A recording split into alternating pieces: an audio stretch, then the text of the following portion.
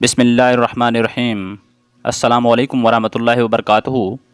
جوڑوں کے درد کا علاج۔ رسول اکرم صلی اللہ علیہ وسلم نے فرمایا، انجیر کھاؤ کیونکہ یہ بواسیر کو ختم کرتا ہے اور جوڑوں کے درد میں مفید ہے۔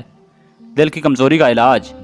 رسول اللہ صلی اللہ علیہ وسلم نے فرمایا، تم لوگ سنترا استعمال کرو کیونکہ یہ دل کو مضبوط بناتا ہے۔ زخم کا علاج۔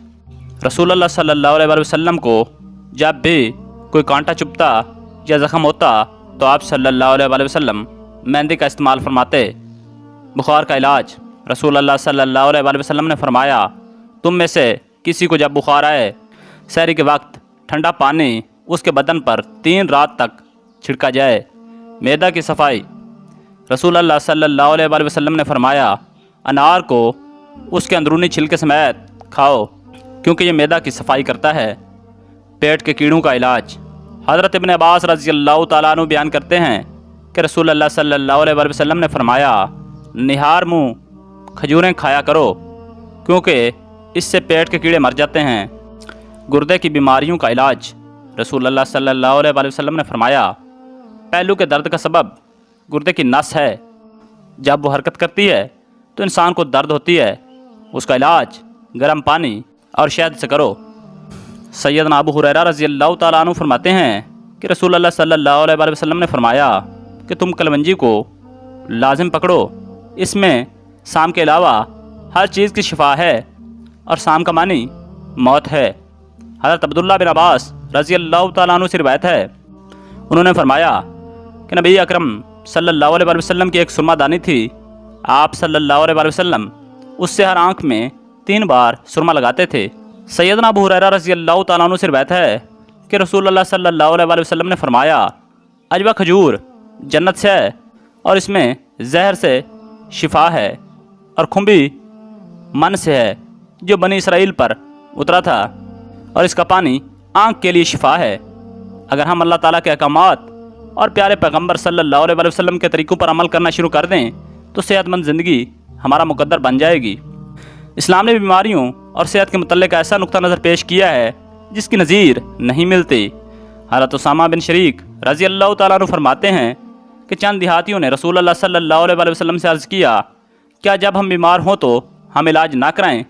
آپ صلی اللہ علیہ وسلم نے فرمایا، ہاں اللہ کے بندو، علاج کراؤ کیونکہ اللہ تعالیٰ نے کوئی ایسی بیماری پیدا ہی نہیں کی مگر اس کی شفا بھی رکھی ہے سوائے ایک بیماری کے۔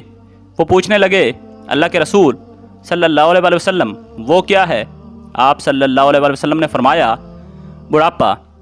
سیدنا ابو ہریرہ رضی اللہ تعالیٰ عنہ نے بیان کیا ہے کہ رسول اللہ صلی اللہ علیہ وسلم نے فرمایا، چھوت لگ جانا یا بدشگونی یا الو یا سفر کی نحوست یہ کوئی چیز نہیں ہے۔ بیماریوں کے دوران صبر کرنا چاہیے، جیسا کہ اللہ پاک فرماتے ہیں کہ ہم کسی نہ کسی طرح تمہاری آزمائش ضرور کریں گے، دشمن کے ڈر سے، بھوک پیاس سے، مال و جان اور پھلوں کی کمی سے، اور ان صبر کرنے والوں کو خوشخبری دے دیجئے جنہیں جب کوئی مصیبت آتی ہے تو کہہ دیا کرتے ہیں کہ ہم تو خود اللہ تعالیٰ کی ملکیت ہیں اور ہم اسی کی طرف لوٹنے والے ہیں۔